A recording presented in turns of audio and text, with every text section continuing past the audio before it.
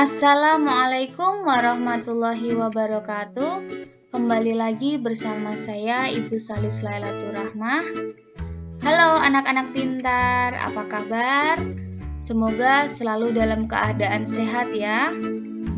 Kali ini kita akan belajar materi kelas 5 kurikulum kondisi khusus, tema 7 peristiwa dalam kehidupan, subtema 1 peristiwa kebangsaan masa penjajahan, pembelajaran 3 dan 4 muatan pelajaran IPS dan PPKN. Untuk mengawali belajar kita kali ini, kita akan belajar materi IPS tentang sistem tanam paksa pemerintah kolonial Belanda. Pada masa kepemimpinan Johannes van den Bosch, Belanda memperkenalkan sistem tanam paksa. Sistem tanam paksa pertama kali diperkenalkan di Jawa dan dikembangkan di daerah-daerah lain di luar Jawa. Di Sumatera Barat, sistem tanam paksa dimulai sejak tahun 1847. Saat itu, penduduk yang telah lama menanam kopi secara bebas dipaksa menanam kopi untuk diserahkan kepada pemerintah kolonial. Sistem yang hampir sama juga dilaksanakan di tempat lain seperti Minahasa, Lampung, dan Palembang. Kopi merupakan tanaman utama di Sumatera Barat dan Minahasa. Adapun lada merupakan tanaman utama di Lampung dan Palembang. Di Minahasa, kebijakan yang sama kemudian juga berlaku pada tanaman kelapa. Pelaksanaan tanam paksa banyak terjadi penyimpangan, di antaranya sebagai berikut. 1. Jatah tanah untuk tanaman ekspor melebihi 1/5 tanah garapan, apalagi jika tanahnya subur. 2. Rakyat lebih banyak mencurahkan perhatian, tenaga, dan waktunya untuk tanaman ekspor, sehingga banyak yang tidak sempat mengerjakan sawah dan ladang sendiri. 3. Rakyat yang tidak memiliki tanah harus bekerja melebihi 1/5 tahun. 4. Waktu pelaksanaan tanam paksa ternyata melebihi waktu tanam padi yaitu 3 bulan, sebab tanaman-tanaman perkebunan memerlukan perawatan terus-menerus. 5. Setiap kelebihan hasil panen dari jumlah pajak yang harus dibayarkan kembali kepada rakyat ternyata tidak dikembalikan kepada rakyat. 6. Kegagalan panen tanaman wajib menjadi tanggung jawab rakyat atau petani. Adanya penyimpangan pelaksanaan tanam paksa membawa akibat yang memberatkan rakyat Indonesia. Akibat penyimpangan pelaksanaan tanam paksa tersebut antara lain, banyak tanah terbengkalai sehingga panen gagal, rakyat makin menderita, wabah penyakit merajalela, bahaya kelaparan melanda Cirebon dan memaksa rakyat mengungsi ke daerah lain untuk menyelamatkan diri.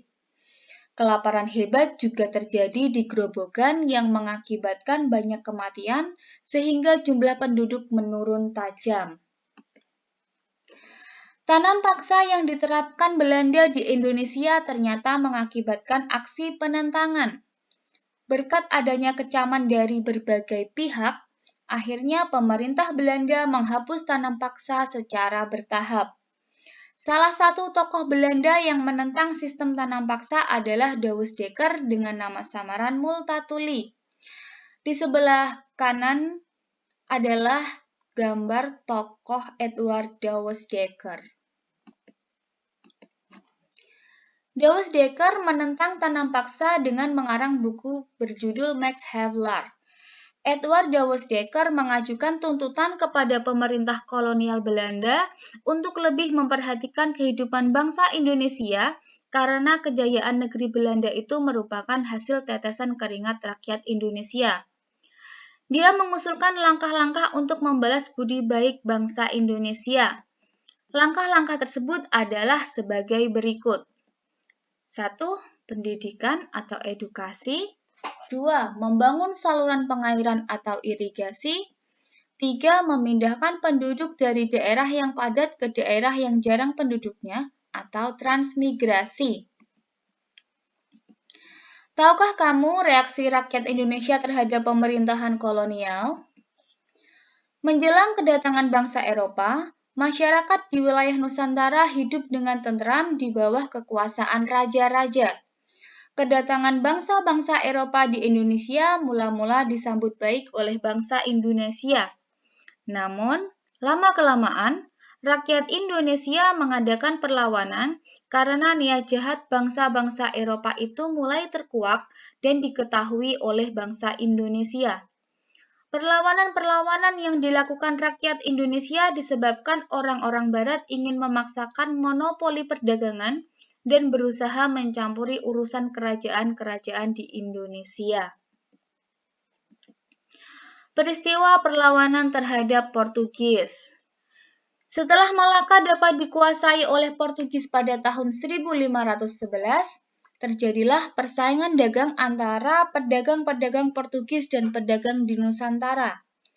Portugis ingin selalu menguasai perdagangan. Maka terjadilah perlawanan-perlawanan terhadap Portugis. Perlawanan tersebut antara lain sebagai berikut. A.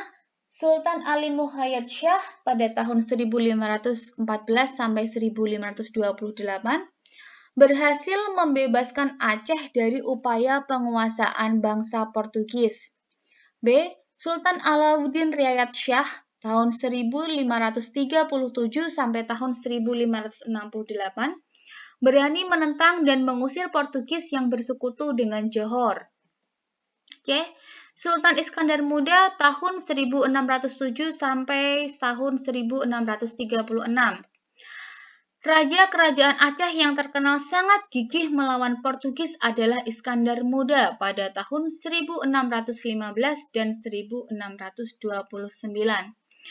Iskandar Muda melakukan serangan terhadap Portugis di Malaka. Setelah perlawanan dari rakyat Malaka melawan Portugis, selanjutnya adalah perlawanan dari rakyat Ternate melawan Portugis. Pada awalnya, Portugis diterima dengan baik oleh raja setempat dan diizinkan mendirikan benteng. Namun, lama-kelamaan rakyat Ternate mengadakan perlawanan karena Portugis serakah, ikut campur dalam pemerintahan, membenci agama rakyat Ternate, dan bersikap sewenang-wenang. Rakyat Ternate dipimpin oleh Sultan Hairun beserta dengan Tidore melawan Portugis sehingga Portugis terdesak. Pada waktu terdesak, Portugis mendatangkan bantuan dari Malaka dipimpin oleh Antoni Galvo, sehingga Portugis mampu bertahan di Maluku. Pada tahun 1565, rakyat Ternate bangkit kembali di bawah pimpinan Sultan Hairun. Portugis berusaha menangkap Sultan Hairun, tetapi rakyat bangkit untuk melawan Portugis dan berhasil membebaskan Sultan Hairun dan tawanan lainnya. Akan tetapi, Portugis melakukan tindakan licik dengan mengajak Sultan Hairun berunding. Dalam perundingan, Sultan Hairun ditangkap dan dibunuh. Perlawanan rakyat Ternate dilanjutkan di bawah pimpinan Sultan Baabullah, putra Sultan Hairun. Pada tahun 1574, benteng Portugis dapat direbut, kemudian Portugis menyingkir ke Hitu dan akhirnya menguasai dan menetap di timur-timur sampai tahun 1975. Peristiwa perlawanan terhadap Belanda. Berikut beberapa tokoh dari beberapa daerah yang memimpin perlawanan terhadap Belanda. Yang pertama ada Sultan Hasanuddin dari Makassar. Kemudian ada Pangeran Antasari dari Banjarmasin, Kalimantan Selatan. Yang ketiga ada Patimura dari Maluku. Yang keempat ada Sisingamangaraja dari Sumatera Utara. Kemudian ada Sultan Ageng Tirtayasa dari Banten.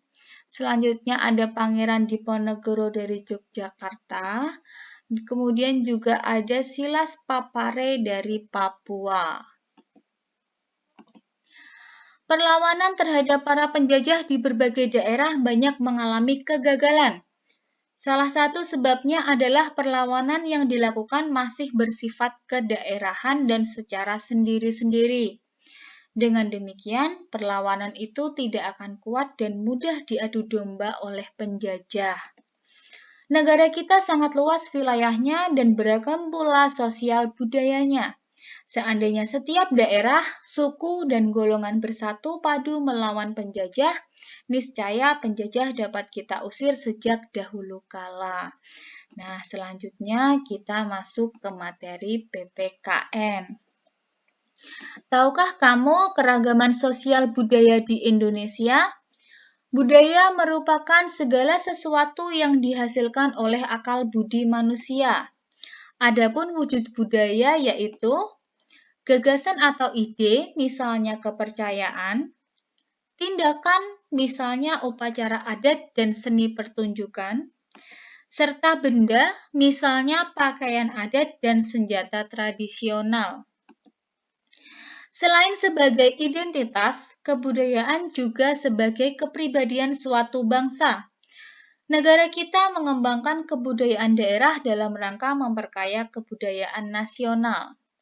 Hubungan antara keduanya sangat erat karena kebudayaan nasional bersumber dari kebudayaan daerah. Kebudayaan nasional lahir sebagai hasil usaha akal budi atau pikiran seluruh bangsa Indonesia yang terdiri atas beragam ras dan suku. Faktor penyebab keragaman bangsa Indonesia. Indonesia merupakan negara kesatuan yang masyarakatnya majemuk. Bangsa Indonesia terdiri atas beberapa suku bangsa yang menyebar dari Sabang atau ujung Sumatera Utara sampai Merauke atau ujung Papua. Faktor penyebab keragaman bangsa Indonesia. Ada 3 faktor. Yang pertama yaitu faktor keturunan, kemudian faktor perbedaan kondisi geografis, kemudian faktor pengaruh kebudayaan luar. Faktor keturunan ras di Indonesia. Berdasarkan ciri-ciri fisiknya, masyarakat Indonesia dapat dibedakan menjadi 4 kelompok ras sebagai berikut. 1. Kelompok ras Papua atau Melanozoid terdapat di Papua, Pulau Aru, Pulau Kai. 2. Kelompok ras Negroid, antara lain orang Semang di Semenanjung Malaka, orang Mikopsi di Kepulauan Andaman. 3. Kelompok ras Wedoid, antara lain orang Sakai di Siak Riau. Kemudian yang keempat, kelompok ras Melayu Mongoloid yang dibedakan menjadi 2 golongan, yaitu ras Proto-Melayu atau Melayu tua, antara lain suku Batak, suku Toraja, suku Dayak. B. Di samping kelompok ras di atas, masyarakat Indonesia juga terdiri atas kelompok warga keturunan Cina, ras Mongoloid, warga keturunan Arab, Pakistan, India, ras Kaukasoid, dan sebagainya yang hidup berdampingan membaur menjadi warga negara Indonesia. Masyarakat Indonesia tidak mengenal superioritas suatu ras dan tidak menganut paham rasialisme. Faktor keturunan suku di Indonesia. Masyarakat Indonesia yang majemuk terdiri atas beberapa suku bangsa atau etnis. Tiap-tiap suku bangsa memiliki bahasa dan adat istiadat serta budaya yang berbeda. Di suatu daerah mungkin terdapat beberapa suku. Sebagai contoh, di Sumatera terdapat suku Aceh, suku Melayu, dan suku Batak. Di Pulau Jawa terdapat suku Betawi, suku Sunda, suku Osing, dan suku Jawa. Bagaimana dengan daerahmu? Suku apa sajakah yang ada? Kemudian perbedaan kondisi geografis. Perbedaan kondisi geografis turut berdampak pada munculnya berbagai ragam mata pencaharian. Contohnya perikanan, pertanian, kehutanan, dan perdagangan. Pada setiap bidang tersebut, mereka akan mengembangkan corak kebudayaan yang khas dan cocok dengan kondisi geografis lingkungan tempat tinggalnya. Pengaruh kebudayaan luar. Bangsa Indonesia adalah contoh bangsa yang terbuka. Keterbukaan ini dapat dilihat dari besarnya pengaruh asing dalam membentuk keberagaman masyarakat di seluruh wilayah Indonesia. Pengaruh asing yang pertama ialah ketika orang-orang dari India, Cina, dan Arab kemudian disusul oleh orang-orang dari Eropa. Bangsa-bangsa tersebut datang dengan membawa kebudayaan masing-masing. Berbagai perlawanan terhadap penjajah terus mengalami kegagalan karena perlawanan masih bersifat kedaerahan. Kemudian lahir sistem perjuangan baru yang dikenal dengan kebangkitan nasional. Nah, kita kembali ke materi IPS. Bangsa Indonesia mengalami penderitaan akibat penjajahan mulai awal abad ke-17 sampai abad ke-20. Pada masa penjajahan, bangsa Indonesia telah berusaha sekuat tenaga untuk mengusir penjajah dan bercita-cita menjadi bangsa yang merdeka bebas dari penjajahan. Berbagai bentuk perlawanan terhadap penjajah yang dilakukan oleh para raja, bangsawan, tokoh masyarakat, dan tokoh agama dilakukan dengan cara mengangkat senjata. Namun, pada umumnya, bentuk perlawanan semacam itu mengalami kegagalan. Adapun faktor penyebab gagalnya perjuangan bangsa Indonesia dalam mengusir penjajah adalah sebagai berikut. A. Perjuangan bersifat kedaerahan. B. Perlawanan tidak dilakukan secara serentak. C. Masih bergantung pada pimpinan. Jika pemimpin tertangkap, perlawanan terhenti. D. Kalah dalam persenjataan. E. Belanda menerapkan politik adu domba atau divide et impera. Berdasarkan pengalaman tersebut, kaum terpelajar ingin berjuang dengan cara yang lebih modern, yaitu menggunakan kekuatan organisasi. Lahirnya organisasi-organisasi tersebut menandai lahirnya masa pergerakan nasional. Tahukah kamu masa pergerakan kebangsaan dibedakan menjadi 3 masa, yaitu masa awal atau perkembangan pergerakan nasional, masa radikal, dan masa moderat. Masa awal pergerakan nasional tahun 1900-an. Pada masa ini lahir banyak organisasi pergerakan seperti Budi Utomo, Sarekat Islam, Muhammadiyah, dan Indonesia Partai. Salah satu organisasi yang besar pengaruhnya terhadap pergerakan nasional adalah Budi Utomo. Pada hari Minggu, tanggal 20 Mei 1908, Sutomo beserta kawan-kawannya berkumpul di Jakarta. Mereka sepakat mendirikan Budi Utomo yang berarti usaha mulia, karena sebagai organisasi modern yang pertama kali muncul di Indonesia, pemerintah RI menetapkan tanggal berdirinya Budi Utomo diperingati sebagai Hari Kebangkitan Nasional. Dan di sebelah kanan ini adalah gambar Dr. Sutomo. Masa awal radikal tahun 1920 sampai 1927-an. Perjuangan bangsa Indonesia melawan penjajah pada abad ke-20 disebut masa radikal karena pergerakan-pergerakan nasional pada masa ini bersifat radikal atau keras terhadap pemerintah Hindia Belanda. Mereka menggunakan asas non-kooperatif atau tidak mau bekerja sama. Organisasi-organisasi yang bersifat radikal adalah Perhimpunan Indonesia, Partai Komunis Indonesia, dan Partai Nasional Indonesia. Masa moderat tahun 1930-an.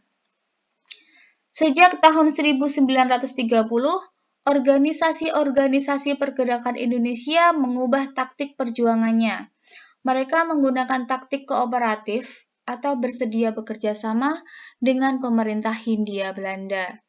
Organisasi-organisasi yang berhaluan moderat antara lain Partindo tahun 1930, PNI Baru, Partai Indonesia Raya atau Parindra, Gerakan Rakyat Indonesia atau Gerindo, dan Gabungan Politik Indonesia atau GAPI. Selain organisasi-organisasi di atas, masih banyak organisasi kepemudaan dan keagamaan lainnya yang ada dan berkembang pada masa itu. Antara lain, Pergerakan Tarbiyah Islamiyah atau PERTI, Majelis Islam ala Indonesia atau MIAI, Jong Islamiyeten Bond, Sumatera Tawalib yang lahir di Minangkabau, Persatuan Pemuda Kristen, dan Persatuan Pemuda Katolik. Tahukah kamu perkembangan masyarakat Indonesia pada masa munculnya rasa kebangsaan terjadi di berbagai bidang kehidupan, di antaranya sebagai berikut. Bidang pendidikan. Perkembangan pendidikan menyebabkan munculnya para cendekiawan, baik hasil dari pendidikan barat maupun pendidikan di Indonesia. Para cendekiawan ini menjadi pelopor dan pemimpin munculnya organisasi-organisasi pelajar dan mahasiswa untuk melawan penjajah, seperti Dr. Sutomo dan organisasi Budi Utomo. Bidang ekonomi, ada upaya untuk penghapusan eksploitasi ekonomi asing. Tujuannya untuk membentuk masyarakat yang bebas dari kesengsaraan dan kemelaratan, serta meningkatkan taraf hidup bangsa Indonesia. Bidang politik, banyak muncul organisasi-organisasi pergerakan yang menyuarakan aspirasi masyarakat pribumi yang telah hidup dalam penindasan penjajah. Mereka ingin menghancurkan kekuasaan kolonial di Indonesia. Mulai muncul paham-paham baru seperti nasionalisme, liberalisme, sosialisme, demokrasi, dan Pancasilais-me. Semangat nasionalisme pada masa ini digunakan sebagai paham atau ideologi bagi organisasi pergerakan, salah satunya Partai Nasional Indonesia yang diketuai oleh Insinyur Soekarno. Bidang sosial dan budaya. Melakukan pembentukan identitas nasional seperti penggunaan nama Indonesia untuk menyebut negara kita. Hal ini diawali oleh J.R. Logan pada tahun 1850 dan istilah Indonesia makin populer sejak Sumpah Pemuda 28 Oktober 1928. Ada upaya untuk melindungi, memperbaiki, dan mengembalikan budaya bangsa Indonesia yang hampir punah karena masuknya budaya asing sejalan dengan masuknya penjajah di Indonesia. Sejak dirintisnya organisasi yang bersifat nasional, Budi Utomo, pemuda juga tergugah untuk membentuk organisasi-organisasi yang memperjuangkan nasib bangsanya. Semula di Indonesia terdapat macam-macam organisasi pemuda. Pada awal kemunculannya, organisasi-organisasi pemuda itu dapat dibedakan menjadi 3 macam, yaitu organisasi pemuda bersifat kedaerahan, organisasi pemuda bersifat nasional, dan organisasi pemuda bersifat keagamaan. Untuk menggabungkan semua organisasi kedaerahan menjadi satu kesatuan, mereka mengadakan Kongres Pemuda Indonesia. Peserta Kongres Pemuda Indonesia. Selama zaman penjajahan Belanda, Kongres Pemuda Indonesia diselenggarakan 3 kali. Kongres Pemuda Indonesia I berlangsung di Jakarta pada tanggal 30 April sampai 2 Mei tahun 1926, diikuti oleh semua organisasi pemuda. Namun, Kongres Pemuda Indonesia I belum dapat menghasilkan keputusan yang mewujudkan persatuan seluruh pemuda. Kongres Pemuda Indonesia I merupakan persiapan Kongres Pemuda Indonesia II. Kongres Pemuda Indonesia II berlangsung di Jakarta pada tanggal 27 sampai 28 Oktober. Pusat penyelenggaraan kongres tersebut di Gedung Indonesia Club di Jalan Keramat Raya 106, tetapi keseluruhan sidang diselenggarakan di 3 tempat. Pemuda bekerja keras mempersiapkan segala sesuatu yang diperlukan, termasuk menyusun panitia kongres. Pada malam penutupan tanggal 28 Oktober 1928, Kongres Pemuda Indonesia II mengambil keputusan sebagai berikut. A. Menerima lagu Indonesia Raya ciptaan W.R. Supratman sebagai lagu kebangsaan Indonesia. B. Menerima Sang Merah Putih sebagai bendera Indonesia. C. Semua organisasi pemuda dilebur menjadi satu dengan nama Indonesia Muda, berwatak nasional dalam arti luas. D. Diikrarkannya Sumpah Pemuda oleh semua wakil pemuda yang hadir. Ikrar Sumpah Pemuda. 1. Kami, putra dan putri Indonesia, mengaku bertumpah darah yang satu, tanah air Indonesia. 2. Kami, putra dan putri Indonesia, mengaku berbangsa satu, bangsa Indonesia. 3. Kami, putra dan putri Indonesia, menjunjung bahasa persatuan, bahasa Indonesia. Nah, itu tadi materi belajar kita hari ini. Semoga bermanfaat. Jangan lupa makan makanan sehat dan menjaga kesehatan agar terbebas dari berbagai macam penyakit. Terima kasih. Sampai bertemu di video pembelajaran selanjutnya. Wassalamualaikum warahmatullahi wabarakatuh.